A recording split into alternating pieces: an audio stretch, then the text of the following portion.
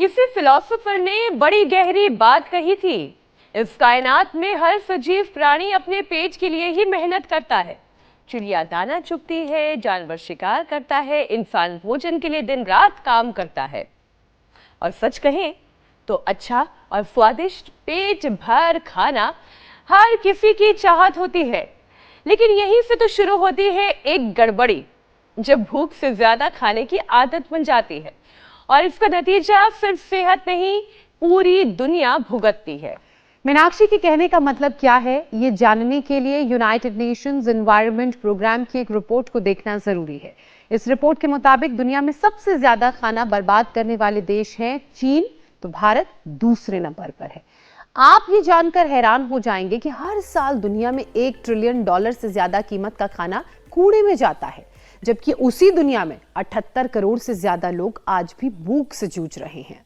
और इसके साथ एक और कड़वी सच्चाई भी सुन लीजिए। पूरी दुनिया में लोग ज्यादा खाने से मरते हैं, कम खाने से नहीं। और आज की बीमारियों की जो लिस्ट आप देखिए, मोटापा, diabetes, heart attack, high BP, cancer, इन सब में ज्यादातर की जो जड़ है वो है ओवर ईटिंग, यानी कि ज्यादा खाना खाना, नो ब्रेक ईटिंग।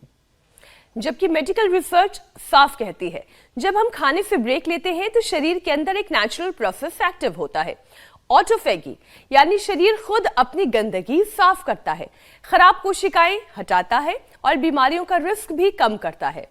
तो सवाल ये नहीं है कि खाना अच्छा है या बुरा, सवाल है कितना और कब। और यहीं से आती है एक बहुत सिंपल लेकिन पावरफुल थॉट थ्योरी, हर मास एक उपवास। सोचिए, अगर भारत के 140 करोड़ लोग महीने में सिर्फ एक दिन उपवास करें, एक दिन में 7 लाख टन खाना बच सकता है। इससे इंपोर्ट कम होगा, कचरा घटेगा, पानी की बचत होगी, ग्रीन हाउस गैस इमिशंस कम हो जाएंगी, यानी कि देश का फायदा ही फायदा है।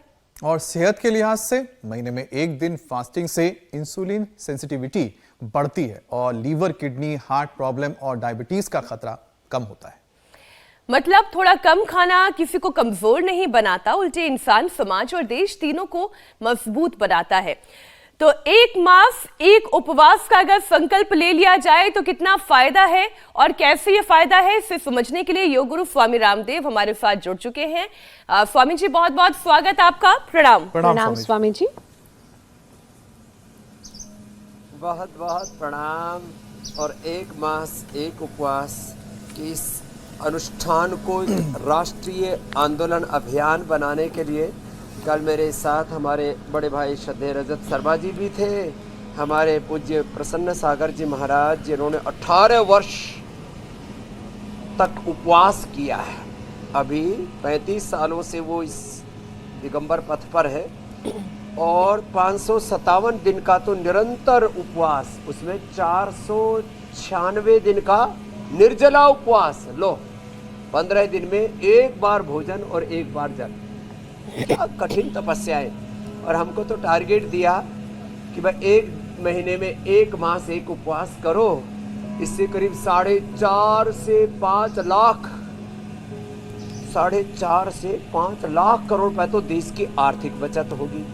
मोटापा, BP, sugar, thyroid, asthma, arthritis, सारा भीतर का इन्फ्लेमेशन, टॉक्सिन्स, ऑक्सीडेंट सब खत्म हो जाएंगे। ऑटोफेजी, माइटोफेजी, एनोमोरिज्म, कैटाबोलिज्म, मेटाबॉलिज्म, एपोप्टोसिस, लाइपोलाइसिस, सब अच्छी चीजें एकदम बैलेंस हो जाएंगी। और उसमें भी योग करते रहो, उपवास में भी योग, ये मैंने किया है। 40 दिन का मैंने खुद उपवास किया। ऐसे तो हमने भी लंबे समय तक फलाहार किया है। फलाहार कोई लोग उपवास कर लेते, समझ लेते। जलोपवास, निर्जला उपवास, उससे शरीर पूरा अंदर तक शुद्ध हो जाता है। ये है महिमा उपवास की। एक सेल्फ हाइजीन का प्रोसेस है शरीर के अंदर, वो उपवास से होता है। और उपवास के साथ उपासना की जाए, योग, यजन, भजन, कीर्तन किया जाए, उसकी तो महिमा ही अपरंपार है। अब स्वामी जी, और मेरे साथ यहाँ पर देखो गीतांजलि है, इसने अपना लेगामेंट टियर था वो ठीक कर लिया, अब मेरे साथ योग कर रही है। और इसके साथ पद्मजा है, चलो ताड़ासन करो आप लोग तो, और जो कह सके सूर्य नमस्कार करो। और पद्मजा ने तो पैरालिसिस ठीक कर लिया। पैरालिसिस के साथ साथ और भी बहुत सारी प्रॉब्लम्स थी, सारी मिटा डाली। अपने घर के एक सेविका जिसका नाम था रोशनी, ओहो उसकी जिंदगी में तो पूरा ही दिक्कत आ गई थी। कैंसर हो गया था उसको। जो हम यहाँ उपाय बताते हैं वही विटग्रास, एलोवेरा, गिलोय, तुलसी, नीम, हल्दी, गोधन, अर्क, सिस्टोग्रिट, ओरोग्रिट और मुंह में था। तो स्वामी जी आपको ये बताते हुए हमें भी करवा बहुत दिया। खुशी होती है कि हमारे इस कार्यक्रम की वजह से बहुत से लोगों ने डायबिटीज से मुक्ति पाई है, और जब उनके ईमेल, उनके मैसेजेस इंडिया टीवी तक पहुंचते हैं तो बहुत संतुष्टि मिलती है कि हम समाज को बेहतर बनाने की दिशा में कितना अच्छा काम कर रहे हैं। स्वामी जी, इसलिए आज का विषय भी हमने ऐसा लिया है, 1 मास 1 उपवास, जो एक अनुष्ठान आप कर रहे हैं। स्वामी जी, आज इंसान भूख से नहीं बल्कि आदत से खा रहा है। क्या यही वजह है कि मोटापा, डायबिटीज और हार्ट डिजीज जैसी बीमारियां भारत में इतनी तेजी से बढ़ रही हैं? तो लोगों को आज ये समझने की जरूरत है कि जीने के लिए खाना खाने की आवश्यकता है, खाने के लिए जीने की आवश्यकता नहीं है। यही बात कल हमारे श्रद्धेय रजत भाई कह रहे थे कि मैंने स्वामी रामदेव के बहुत सारे जीवन के आयाम देखे। योग देखा, उद्योग देखा, कर्मयोग देखा, ये जो शिक्षा की गुलामी, चिकित्सा से गुलामी, आर्थिक, वैचारिक, सांस्कृतिक गुलामी से देश को उभारने का पुरुषार्थ देखा। लेकिन सबसे बड़ी बात देखी कि बोले अब वो घर में आते हैं तो जो रितु जी हैं, बोले रितु जी के बारे में बता रहे थे, बोले हमारी पत्नी इनको कहती हैं कुछ खाते ही नहीं हो, ये शिकायत रहती है। बोले मेरे बहुत सारे मित्र हैं जो बहुत ज्यादा खाते हैं। एक मोटे सरदार जी का भी उदाहरण दे रहे थे, कुछ का नाम नहीं बोला, लेकिन बोले उनको खाने का बड़ा शौक है।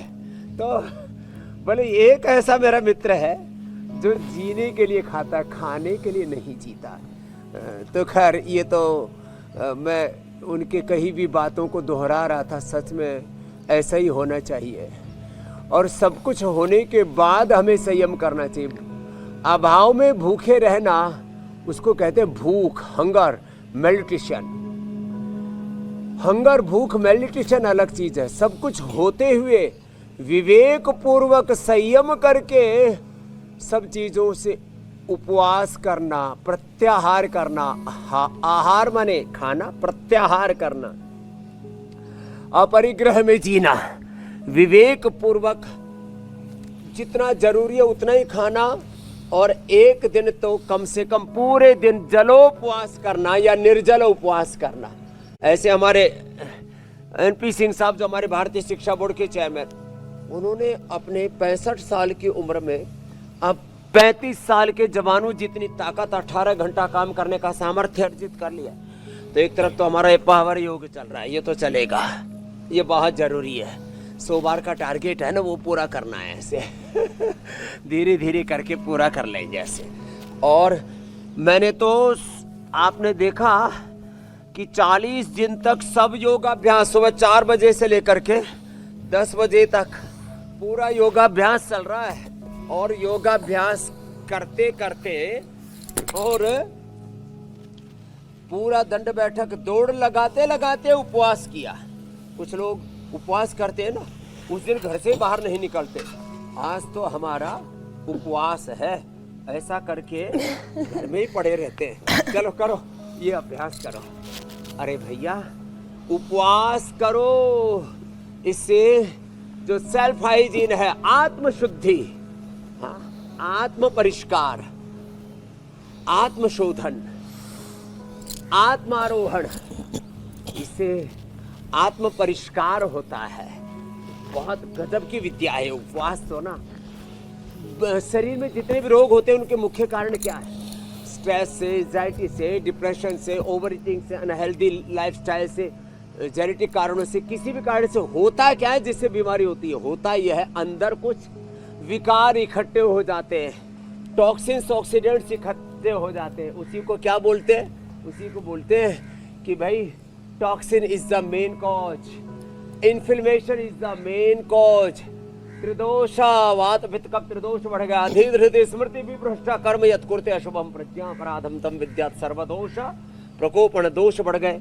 अब दोष बढ़ गए तो क्या करें, दोष बढ़ गए तो योग करो।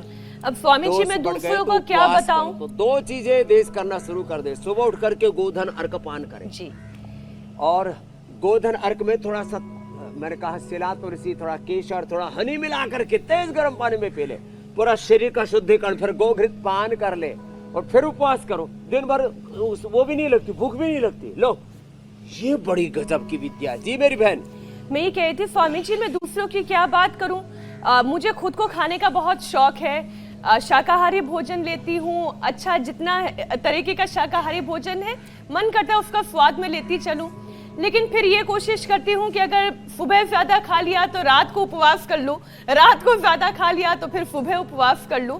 तो कुछ संयम मुझे भी बरतना है, इसलिए मैं दूसरों को भी ये बता रही हूँ कि अगर आप भी मेरे जैसे हैं तो फिर किसी एक वक्त पर आप उपवास कर लें। अच्छा स्वामी जी, योग में आप ही कई बार इस बात का जोर देते हुए कहते हैं, मनवार करने पर या कभी मन में आ गया थोड़ा ज्यादा हो गया, ओवर ईटिंग होगी तो आप ठीक कहा, अगले टाइम उसको बैलेंस कर लेना चाहिए। वो फिर जो है अंदर बहुत ज्यादा संचय नहीं करना चाहिए कि जब तक 15-20 किलो नहीं बढ़ जाएगा तब तक रुकेंगे ही नहीं, पहले ही रुक जाओ, जरा ठहर जाओ, उपवास कर लो। स्वामी जी आप हमेशा मित आहार पर जोर देते हैं, एक बार फिर से आप ये समझाएं कि जरूरत से ज्यादा खाना शरीर के अंदर सबसे पहला नुकसान कहां से शुरू करता है, कैसे ये आपके शरीर को दुर्बल बनाने का पहला कदम लेता है? स्वामी जी, जब हम जरूरत से ज्यादा खाते हैं, एक लिमिटेड वर्क करने के लिए भगवान ने liver, kidney, intestine, lung, heart, brain ये सब डिजाइन किया हुआ है। जब हम मर्यादा तोड़ते हैं ना, डिसिप्लिन, कंसिस्टेंसी, कंटिन्यूटी, ये कुछ बातें, ये शब्द हम रोज यहाँ पर सुनाते रहते हैं, तो एक लिमिटेड फूड को प्रोसेस करने के लिए उस पूरे शरीर को जिस शेप में चाहिए उस शेप में बढ़ा करके लीवर भेजता है, उसको सूक्ष्म करके। तो लीवर को ओवरलोडेड कर रखा है, किडनी को, आंतों को, लंग को, हार्ट को, ब्रेन को ओवरलोडेड कर रखा है। Over thinking, over emotions, over eating, over work, ये सब गड़बड़ है। तो जब आप का लीवर भगवान ने एक लिमिटेड आहार के लिए बनाया हुआ है, तो ये जो बहुत ज्यादा खा रहे हो, ये सब खाली मोटापा ही नहीं बढ़ाता, फिर उससे श्रृंखला शुरू होती है, मोटापा बढ़ता है, बीपी बढ़ता है, शुगर बढ़ता है, कोलेस्ट्रॉल बढ़ता है, इन्फ्लेमेशन बढ़ता है, हार्ट की प्रॉब्लम बढ़ती है, फिर उससे कैंसर बढ़ता है और 100 से ज्यादा बीमारियों की एक श्रृंखला तैयार हो जाती है। इसलिए एक माह एक उपवास तो उनके लिए है जो स्वस्थ हैं, जो बीमार हैं उनको तो हम एक सप्ताह में 3 से 5 दिन का उपवास करा देते हैं। और देखो ये बैठा है, मैंने पूछा क्या हाल है अंकित, बोले बाबा जी आया था, दर्द लेके आया था, मोटापा लेके आया था, गायब हो गया, दर्द भी गायब, मोटापा भी गायब, ये तो कमाल हो गया। मेरे पिताजी बोले लगातार कर रहे, इनको भी थोड़ा कमर में दर्द था, आंख में दृष्टि डालते हैं, इनके साथ वालों के किसी को कैटरेक्ट, किसी को ग्लूकोमा हो गया, आंखें उनकी कटवानी पड़ी, इनको कुछ नहीं कटाना पड़ा। सेम हालत दीपक की है, ये भी सेना का जवान 72 के दर्द लेके आया था, सब हटा दिए, 3 दिन का उपवास करवाया। ये देखो ये तो बैठा, इसको तो हार्ट, बीपी, शुगर, कोलेस्ट्रॉल, कितनी बीमारियां एक साथ लेकर के बैठा है। राजेंद्र ना बैठा था, अब तो निकल गई सब, किससे? उपवास से। तो मैं अभी 3 भागों में बांटता हूं इसको। जो रोगी हैं वो 1-2 सप्ताह में 3 से 5 दिन का उपवास लगातार करें, पूरा शरीर अंदर से धुल जाता है। जो निरोगी हैं वो एकादशी का व्रत करें, कोई भी, कुछ लोग सोमवार का, कुछ लोग मंगलवार आदि का व्रत करते हैं, कुछ सप्ताह में, कुछ 15 दिन में। जो रोगी हैं उनको 3 से 5 दिन का उपवास करना चाहिए, जो निरोगी उनको सप्ताह में एक बार, 15 दिन में एक बार एकादशी आदि का। और भाई जो थोड़े से आहार प्रिय हैं मीनाक्षी जी की तरह, अच्छी चीजें, आहार में भी सात्विक आहार प्रिय है मीनाक्षी जी। हाँ, मुझे लौकी बहुत पसंद है स्वामी जी। अभी इसको तो नया जीवन मिल गया है। तो जो सात्विक आहार प्रिय है मीनाक्षी जी की तरह, उनको भी महीने में एक बार, अभी आपको जल उपवास कराते हैं मीनाक्षी जी, जी। फिर आपको निर्जला उपवास करवाएंगे। निर्जलोपवास, निर्जलोपवास। स्वामी जी, इसमें मंगल मंगल तो शुरू किया है मैंने, रोमेटॉइड आर्थराइटिस, लेकिन निर्जल नहीं पैरालिसिस, है। अरे साहब, चेस्ट पेन, सब चीजों से मुक्ति पानी। तो उससे ना शुद्धिकरण होता रहेगा। उपवास, एक खास बात बताना चाहता हूँ जी। उपवास मोटापा, बीपी, शुगर, कोलेस्ट्रॉल, कैंसर सब रोगों को ठीक करता है। उपवास जब हम करते हैं तो शरीर से, इंद्रियों से, मन से करना चाहिए। प्रत्याहार, शरीर में भी कोई उथल पुथल नहीं, इंद्रियों में भी नहीं, मन में भी नहीं, वाणी में भी। वाणी का उपवास मौन है, शरीर का उपवास भोजन, इंद्रियों का उपवास इधर उधर की अपने नाशवान जगत के चकाचौंध में नहीं फंसना। मन का भी उपवास, मन में कोई उथल पुथल नहीं। 37 ट्रिलियन सेल्स रिलैक्स होते हैं जब हम उपवास करते हैं। और जब ओवर ईटिंग करते हैं ना तो पेट, लीवर उसको फूड को प्रोसेस करके 37 ट्रिलियन सेल्स को ओवरलोडेड कर देता है। तो जब हम ज्यादा आहार करते हैं तो 37 ट्रिलियन सेल्स पर अत्याचार करते हैं, और जब हम उपवास करते हैं तो 37 ट्रिलियन सेल्स हैप्पी हैप्पी हो जाते हैं। जैसे छुट्टी हो जाए तो बच्चे, ओ आज छुट्टी है, तो 37 ट्रिलियन सेल्स कहते हैं ओ आज तो पूरे रिलैक्स है, अब ज्यादा आज ओवर लेबर नहीं करना पड़ेगा। आज आराम से रेस्ट करेंगे। और बीमारियों की जो श्रृंखला है उसे कैसे तोड़ना है वो भी आपने बताया कि उसके लिए जो सबसे कारगर तरीका है वो है उपवास करें, योग प्राणायाम करें और उतना ही खाएं जितना जीवन जीने के लिए जरूरी है। स्वामी जी, आजकल लोग ये कहते हैं कि कम खाएंगे तो कमजोर हो जाएंगे, लेकिन जो मेडिकल रिसर्चेस सामने आई हैं वो ये कहती हैं कि ओवर ईटिंग ज्यादा जानलेवा है। खाने में संतुलन बनाना बहुत जरूरी है। योग के साथ साथ आज लोगों को ये भी समझना है कि कितना खाएं, कैसे खाएं, और वो जो संतुलन उनके जीवन में मिस हो गया है उस संतुलन को कैसे बनाएं। ये 3 बातें बड़ी उल्टी पुल्टी हो रही है। कम खाएंगे तो ताकत कहाँ से आएगी? कम खाने से ही ज्यादा ताकत आती। उपवास करेंगे तो मर जाएंगे रे राम। हमने उपवास करा करके, कल हमारे डॉक्टर अनुराग वासन जी ने डेटा रखा, माने छोटे जीवों से लेकर के, बैक्टीरिया, वायरस, फंगस से लेकर के, ड्रोसोफिला छोटी मक्खी से लेकर के, और जो है सी एलिगेंस से लेकर के, खरगोश, चूहों से लेकर के, जिनको उपवास कराया उनकी 1.5-2 गुनी उम्र बढ़ गई। जी हाँ ज्ञानचंद जी, कुछ आई ज्ञान की बात समझ में? ये हरियाणा में कह है कुछ ज्ञान की बात बता, तो ज्ञानचंद यो ज्ञान की बात है। जो कम खावे जीव वो ज्यादा जीव है, 1.5 से 2 गुना आयु हो जाती है। लो, तो कम खाने से ज्यादा ताकत मिलती है, एक बात। दूसरी बात, कैसे? इससे मैंने कहा ना, ऑटोफेजी, माइटोफेजी, शरीर का पूरा एनाबॉलिज्म, कैटाबॉलिज्म, मेटाबॉलिज्म, वात पित्त कफ दोष, लाइपोजेनेसिस, लाइपोलाइसिस, शरीर एक एक cell, 1 cell equal to 1 body, 1 body equal to universe. एक सेल एक ब्रह्मांड के बराबर है। उसके genes, chromosomes, RNA, DNA, protein, protein phosphorylation का जो एक्सप्रेशन है वो राइट डायरेक्शन में होता है। एक शब्द है राइट डायरेक्शन में एक्सप्रेशन, राइट डायरेक्शन में एक्सप्रेशन, और एक है म्यूटेशन। ये जो म्यूटेशन है ना, ये जेनेटिक बीमारियों को जन्म देता है। आजकल किसी न किसी के परिवार में कोई ना कोई तो जेनेटिक बीमारी है। किसी को बीपी, किसी को शुगर, किसी को थायराइड, किसी को अस्थमा, किसी को आर्थराइटिस, वात पित्त कफ त्रिदोष, किसी को कोई फिजिकल, किसी को कोई मेंटल, कोई ना कोई समस्या, कोई ना कोई चुनौती हर एक के सामने है। ये खास बात है और बहुत महत्वपूर्ण बात है कि योग करने से और साथ में उपवास किया, उपासना के साथ, श्रद्धा के साथ, तो क्या होगा? राइट डायरेक्शन में हमारे cell, genes, chromosomes, RNA, DNA, protein, protein phosphorylation का राइट डायरेक्शन में एक्सप्रेशन होगा, और जेनेटिक बीमारियों का जो चक्र है वो टूट जाएगा। चक्र भी टूटा। लो, तो बैठ के तो मंडूकासन से लेकर के गोमुखासन तक चलो, लेट जाओ।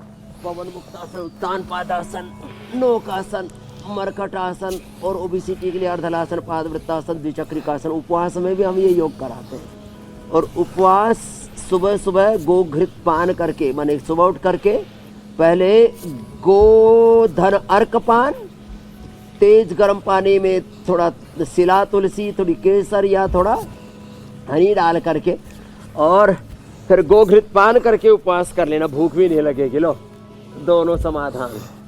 तो कुछ लोगों में भ्रांति है, कम खाएंगे तो ताकत कहाँ से आएगी। तो स्वामी रामदेव को देख लो, ताकत से लबालब ठसाठस भरे हुए आप्लावित हैं, लेकिन कम खाते हैं। और हाँ, एक ही बार खाते हैं। आहार के 3 नियम बता देता हूं। 1 भुक्तम सदारोग्यम, 2 भुक्तम बलवर्धनम, 3 भुक्तम सदारोगम, 4 भुक्तम तुमारकम, हिताहारा अल्पाहारा मिताहाराश्च ये नराः। पूज्याचार्य भाष्यंजलि सारे संदर्भ रखे थे। तो नैतान वैद्या चिकित्सन्ति आत्मनस्ते चिकित्सकाः, युक्ताहार विहार से युक्त चेष्टा से कर्म से युक्त स्वप्नावबोध से योगो भवति दुःखः। तो ये हित भुक रित भुक मित भुक के आहार शुद्धौ सत्व शुद्धि सत्व शुद्धौ ध्रुवा स्मृति स्मृति लब्धे सर्व ग्रंथाम विप्र मोक्ष। गलत आहार से, एक्सेस आहार से हमारा स्ट्रक्चर और गलत विचार से हमारा करेक्टर, हार्डवेयर सॉफ्टवेयर, हमारा एलिवेशन और इंटीरियर दोनों गड़बड़ हो जाते हैं मेरी बहना ज्योत्सना जी, मीनाक्षी जी। इसलिए आहार और विचार के प्रति बहुत सजगता की जरूरत है और वही अवेयरनेस। आपने तो एक बीमारी की बात कही मेरी बहन मीनाक्षी जी, करोड़ों लोग मोटापा से, बीपी से, मधुमेह से, लिवर किडनी की बीमारियों से, स्ट्रेस, एंजाइटी, डिप्रेशन से, फिजिकल मेंटल इमोशनल प्रॉब्लम से मुक्त हो रहे हैं। एक रोग मुक्त और बहुत प्रकार का ज्ञान भ्रम भ्रांतियां भी मिटा रहे हैं। अज्ञान मुक्त, भ्रांति मुक्त, योग युक्त, दिव्यता युक्त भारत, एक स्वस्थ समर्थ समृद्ध विकसित भारत बनाने का काम इंडिया टीवी के माध्यम से हो रहा है। ये छोटा अभियान नहीं है, बहुत बड़ा अभियान है, बहुत बड़ा योगदान है इंडिया टीवी का एक स्वस्थ भारत निर्माण में। स्वामी जी, होता है कि लगातार जब हम बिना ब्रेक के खाते रहते हैं तो शरीर का जो नेचुरल डिटॉक्स सिस्टम है वो बंद हो जाता है, जिसका जिक्र लगातार आप कर ही रहे हैं स्वामी जी। और सूजन और फैटी लीवर की डिजीज भी बढ़ जाती है। तो स्वामी जी, लोग इस कैटेगरी में ही किस तरह से बच सकते हैं, आने से बच सकते हैं कि इस कैटेगरी में ना आए, तो क्या उपाय है? हाँ, ये आपने ठीक कहा, ओवर ईटिंग और उसमें भी अनहेल्दी ईटिंग।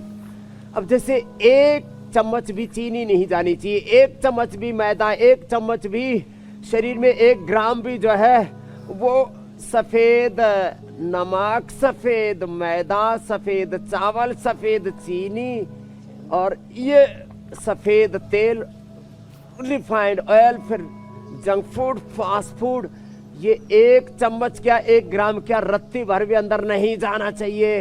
ये हमारा लिवर का दुश्मन है, किडनी का, पेनक्रियाज का, हार्ट का, ब्रेन नर्वस सिस्टम का, हड्डियों का, इम्यूनिटी का दुश्मन है ये सब दुश्मन। लेकिन हमने तो अपने घर में ही दुश्मन बसा रखे हैं। मैंने बड़ा खतरनाक शब्द बोला, बैरी रे एनिमी।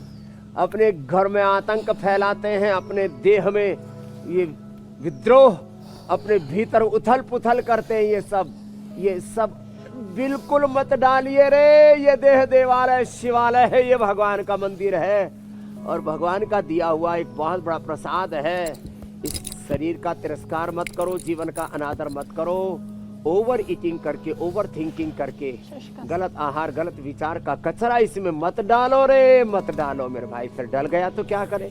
तो फिर अर्धलासन पादवृत्तासन करो, द्विचक्रिकासन करो, हम जो कर रहे हैं। फिर पवन मुक्तासन करो, उत्तान पादासन करो, नौकासन करो। सब प्रकार से अपने आप को लीवर की प्रॉब्लम से उभारो। मोटापा हो और लीवर प्रॉब्लम, किडनी की प्रॉब्लम, फिर बीपी, शुगर, कोलेस्ट्रॉल की, ब्रेन स्ट्रोक, हार्ट अटैक की, कैंसर की, ये प्रॉब्लम बढ़ती है ओवर ईटिंग से। तो क्या करें मोटापा के लिए? तो मेदो हर वेट को, और वो भी गोधन, 1 अनुपान सबके लिए गोधन और गोधन, तेज गर्म पानी में गोधन अर्क और थोड़ा शहद डाल देना, उससे मेदो हर वेट को ले लेना। हर दिन आधा से 1 किलो वजन घट जाएगा। जिनके लिवर पर लेयर जम गई है फैट की रे, जो भी हम खाते हैं उसमें 2 ही चीजें होती हैं। कई बार तो उसके अंदर होता है कार्बोहाइड्रेट, वो भी फैट में कन्वर्ट हो जाता है। इसी को प्रोसेस को लाइपोजेनेसिस कहते हैं और उसको डिजोल्व करना इसको लाइपोलाइसिस कहते हैं। तो क्या करना, जब आप जो खाना खाते हो उसमें कार्बोहाइड्रेट, और वो भी अनहेल्दी कार्बोहाइड्रेट और अनहेल्दी फैट, जो सेचुरेटेड फैट है वो चले गए, तो क्या करें? तो फिर लिवोग्रिट ले गोधन अर्क के साथ। किडनी में इन्फ्लेमेशन जम गए तो रिनोग्रिट ले गोधन अर्क के साथ। पेनक्रियाज में इन्फ्लेमेशन आ गया, पेनक्रियाटाइटिस और डायबिटीज हो गया, तो गोधन अर्क के साथ ही ले ले मधुनाशिनी मधुग्रिट। और बढ़ गया बीपी तो मुक्तावटी या बीपी ग्रिट। बढ़ गया कोलेस्ट्रॉल तो लिपिडोम। बढ़ गई हार्ट की प्रॉब्लम, इधर बैठे इन्होंने कार्डियोग्रिट हृदयामृत लेकर के ज्ञानचंद जी और हमारे दूसरे भाई का नाम है राजेंद्र जी ने जो है उसको हटा लिया हार्ट की प्रॉब्लम को सबको। तो कार्डियोग्रिट हृदयामृत ले ले। वात दोष बढ़ गया है ओवर ईटिंग से, अनहेल्दी ईटिंग से। उपवास करो और पीड़ानिल गोल्ड ऑर्थोग्रिट ले लो। चंद्रप्रभा, योगराज, महायोगराज, गोक्षरादि गोगुल, गोखरू का काढ़ा पी लो। गजब है, अंदर से गोमूत्र और गोखरू तो शरीर को भीतर तक धो डालते हैं। कफ दोष बढ़ गया तो ससरी ब्रोनकोम तेज गोमूत्र, थोड़ा शिलाजीत, शिला तुलसी, ये गजब है। और अगर मति भ्रमित हो गई है तो सुबह 8 बजे इंडिया टीवी लगा लीजिए। जितने मानसिक दोष होंगे, विकार होंगे, वो भी दूर होते चले जाएंगे। जो फैट चिपका होगा ब्रेन में वो पिघल बहुत जाएगा। ध्यान से जो है हमारे कार्यक्रम को देखें। चेतना आत्मा के दोष निर्दोष हो जाएंगे। और हमारे साथ साथ खूब जमकर पसीना बहाइए, बेहतर महसूस करेंगे। स्वामी जी, उपवास के दौरान जिस ऑटोफैगी प्रोसेस की बात होती है, योग के साथ साथ आप उसे भी समझाइए। ये शरीर की सफाई कैसे करती है? ये ऑटोफैगी प्रोसेस होता क्या है?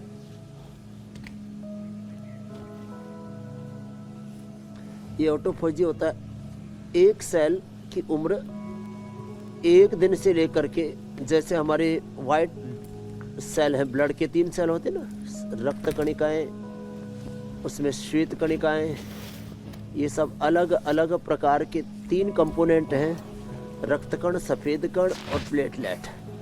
तो जो वाइट ब्लड सेल है उनकी उम्र होती है 24 घंटे की, उनको जवान रहना पड़ता है, शरीर की इम्यूनिटी में बहुत महत्वपूर्ण उनका भाग। जो ब्लड सेल है उनमें जो रक्त कणिकाएं हैं उनकी उम्र होती है 100 से 120 दिन की।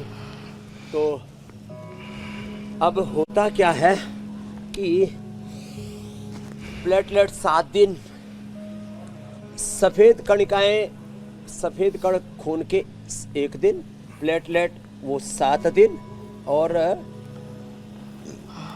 जो है बाकी रक्तकण जो है वो चलते हैं 120 दिन। ऐसे ही 1 दिन से लेकर के अधिकतम 3 महीना शरीर के जो अलग अलग सेल हैं उनकी उम्र है। पुराने सेल क्या होगा? पुराना सेल खत्म नहीं होगा तो इन्फ्लेमेशन बढ़ेगा, पुराना सेल खत्म नहीं होगा और नया सेल फिर बनते जा रहे हैं, पुराने वो जमे हुए। इसी को कहते हैं एपोप्टोसिस, गड़बड़ हो गया, कैंसर हो जाएगा। तो पुराने सेल्स का खत्म हो रहा, नया सेल का बनना, इसको कहते हैं ऑटोफेजी। पुराने सेल को शरीर ही प्रोसेस करके उसके अलग अलग हिस्से कर देता है, उसमें से कुछ प्रोटीन निकलेगा सेल का, सेल के अंदर से ही पुराना सेल खत्म हो गया। जो ब्लड सेल है, चाहे बोन सेल है, चाहे कोई भी सेल है, लिवर, किडनी, हार्ट का कोई भी सेल है, ब्रेन सेल को और हार्ट के सेल्स को, कुछ सेल्स को छोड़ करके बाकी सेल्स नए बनते रहते हैं। तो पुराना खत्म होना और नया बनना, तो वो एक आत्मशुद्धि की, सेल्फ हाइजीन की एक प्रोसेस है, उसको कहते हैं ऑटोफैजी।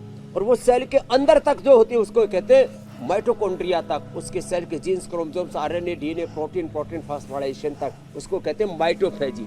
तो ऑटोफैजी, माइटोफैजी, शरीर अपने आप अंदर से अपने आप को शुद्ध करता है। तो उपवास करने से पूरा शरीर रिलैक्स रहता है और अंदर की हाइजीन मेंटेन कर लेता है। पूरा शरीर अंदर से, कहते हैं, झाड़ पूछ करके, साफ सुथरा करके, झाड़ू पोछा मार के ठीक रखता है भीतर तक। इसको कहते हैं ऑटोफैजी, माइटोफैजी।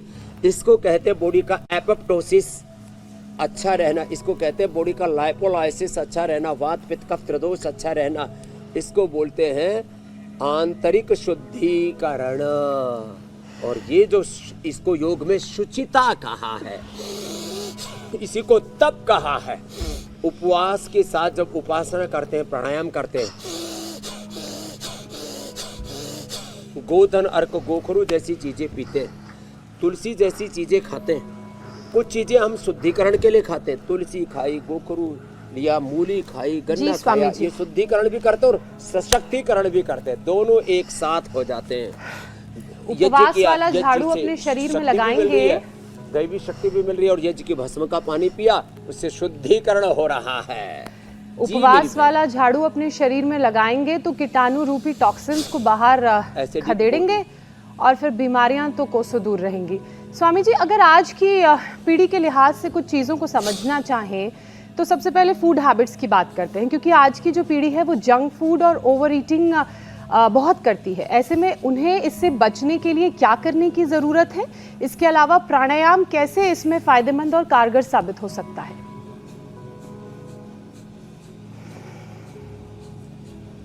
तो एक तो अब थोड़ी थोड़ी भूल तो उठने बैठने में हो जाती है, चलने में हो जाती है। जैसे मैंने कहा, लिगामेंट टेयर हो गया था गीतांजलि का, क्योंकि चलने में कई बार कोई वजन आदि उठाने में, कई बार कोई एक्सरसाइज में ये दिक्कत आ जाती है। भाई को जैसे कमर दर्द हो गया, आर्मी वाले भाई हैं, चाहे हमारे इधर बैठे हुए अंकित भाई हैं, दीपक हैं, उठने बैठने में कुछ भूले हुई, खाने पीने में कुछ भूले हुई, और कुछ तो जानबूझ करके करते रहते हैं। अरे बोले मैं तो बहुत तगड़ा हूँ, सब कुछ लक्कड़ पत्थर हजम है, अभी तो जवानी है, सब कुछ हजम हो जाएगा।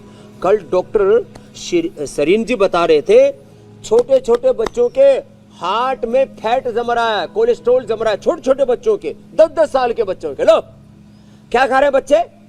चॉकलेट खा रहे, चाउमीन खा रहे, और कोका कोला, बर्गर, पिज्जा, और पता नहीं जो कुछ खा रहे, अड़गम सड़गम, ये सब मुझे तो पता भी नहीं उन आहारों का नाम। वो गोल गोल सा क्या खाते हैं? मोमोज सब, और सब मैदा के बने हुए, तल के खाते हैं सब उनको। ये सब उनके भीतर जमा हो रहा है। तो छोटे छोटे बच्चे, 10 साल का बच्चा 20 साल का दिख रहा है, और इतना मुटिया गया है पूरा, ऐसे गोल मोल, ऐसे गलूरे फूले हुए, पेट फूला हुआ, थूल थूल, पिलपिले, चुलबुले, थुलथुले, ये सब बुलबुले से फिर फूट रहे। सबको सुबह उठा, दौड़ाओ, सूर्य नमस्कार कराओ, भस्त्रिका कराओ, कपालभाति कराओ, अनुलोम विलोम कराओ। अरे तुम्हारे बच्चे बलवान बनेंगे, मजबूत बनेंगे, और नहीं तो ये उन बच्चों को आगे चल करके बीपी, शुगर, थायराइड आदि हो गया तो आने वाली पीढ़ियां तुम्हारी बीमार पैदा होंगी। लानत है तुमको यदि तुम्हारी आने वाली पीढ़ियां बीमार पैदा होती हैं। जो स्वामी जी आपने दिया है ना, एक बहुत बड़ा सोशल कि माता पिता अपना रूटीन बदले, कुल वंश के लिए उन्हें देखकर बच्चे खुद ब खुद अपना रूटीन बदलेंगे। माता पिता दौड़ेंगे तो बच्चे भी दौड़ना सीखेंगे। माता पिता अगर काउच पोटैटो क्या कहते हैं ना, काउच पोटैटो बनेंगे तो बच्चे भी वैसे पोटैटो जैसे हो जाएंगे। स्वामी जी, अब बारी आती है हमारे फिगमेंट संजीवनी की।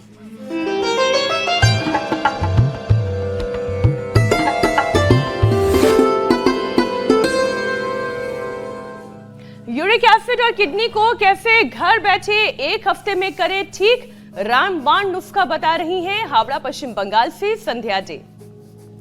आज मैं यूरिक एसिड और किडनी को हेल्दी रखने के लिए नुस्खा बताने जा रही हूँ। ये देखिए गोखरू है, गोखरू इसको धो के रखा है मैंने। गोखरू, ये गोखरू से ही ये दोनों प्रॉब्लम ठीक होता है। नियर अबाउट 1 लीटर के आसपास पानी एक बर्तन में डाल दीजिए। डाल के यहाँ पे 4 से 5 चम्मच इस तरह नाप के 4 से 5 चम्मच आप गोखरू डाल दीजिए। गोखरू डालने के बाद इसको 10 से 15 मिनट तक इसको उबालना है। उबालने के बाद इसको थोड़ा सा नॉर्मल करके फिर थोड़ा करके ग्लास का इतना पानी लेके दिन में कई बार जितना जब भी प्यास लगे इसको पीना है। पीने से क्या होगा, यूरिक एसिड का जो पेन है कुछ ही दिनों में ये ठीक हो जाएगा। क्रिएटिन बढ़ा हुआ है तो वो भी कुछ ही विदिन 1 वीक में ही बहुत रिलीफ मिल जाता है क्रिएटिन बढ़ने से। बहुत अच्छे से संध्या जी ने समझाया स्वामी जी। संध्या जी ने बहुत अच्छा बताया। ये पूरे शरीर को सच में अंदर से धो देता है। यूरिक एसिड बढ़ा हुआ है, वात दोष किसी भी प्रकार का बढ़ा हुआ है, किसी को यूटीआई की प्रॉब्लम है, पूरे शरीर को अंदर से धो देता है। ये गोखरू पूरे देश में मिलता है। और इसमें बड़ा गोखरू भी होता है, दोनों उसमें ताकत भी और ज़्यादा होती है। और ये गजब है, ये हमने गोखरू सारे देश को उपलब्ध जो करा बातें दिया। आप बताते हैं भी हमने बना दी, और अब आपके गोक्षरादि गुगुल रोजाना के दर्शक भी यही बता रहे हैं। यूरिक एसिड आ जाए तो पूरी तरह से ठीक हो जाते हैं। लेकिन बात अच्छे से एक्सप्लेन कर रहे हैं, संध्या जी का अभिनंदन है। बहुत ऐसे सारी पूरे देश शुभकामनाएं उन्हें में भी। ये संजीवनी कार्यक्रम लोकप्रिय हो रहा है और प्रकृति से ही सारी विकृतियों का समाधान हो रहा है। अभिनंदन। तो जो प्रकृति से जुड़ेगा, जो अपनी संस्कृति से जुड़ेगा, वो सेहतमंद रहेगा। स्वामी जी, आज के कार्यक्रम में इतना ही। आपसे इजाजत लेने का वक्त आ गया है, कल फिर मुलाकात होगी। प्रणाम प्रणाम स्वामी जी। स्वामी जी। प्रणाम।